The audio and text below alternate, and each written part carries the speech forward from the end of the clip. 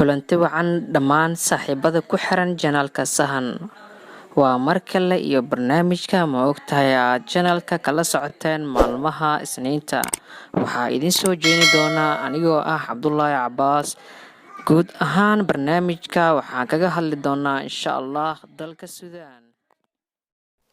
Ma ogtahay daawadow ama dhageystow in dalka Suudaan uu ahaa dalka ugu dhulka weyn ee qaaradda Afrika, isla markiina markii ay kala go'een dalka ay diris wadaagga yihiin ee South Sudan.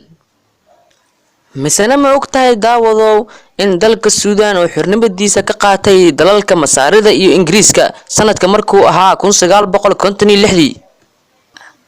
Misana ma ogtahay daawadow ama dhageystow dalka Suudaan masaaxadan inuu ku fadhiyo 900,000 kilomitir square. Ma ogtahay daawadow ama dhageystow nidaamka laga isticmaalo dalka Suudaan inuu yahay nidaamka jamhuuriga. Misana ma ogtahay daawadow ama dhageystow in lacagta laga isticmaalo ee rasmiga ee dalka Suudaan inay tahay boonka Suudaaniga.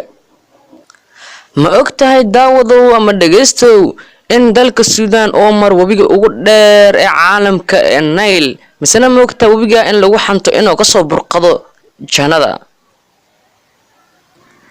Ma ogtahay daawadow ama dhageystow tirada shacabka ee dalka Suudaan waxaa lagu sheegaa 38 milyan, taas oo ka mid ah dalka sagaalaad ugu dadka badan ee Afrika, misana ah dalka 35aad ee dunida ugu dadka badan.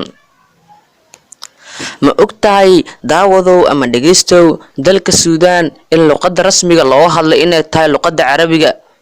Misana ma ogtahay in ka badan 300 oo luqadood oo maxalli ah in looga hadlo dalka.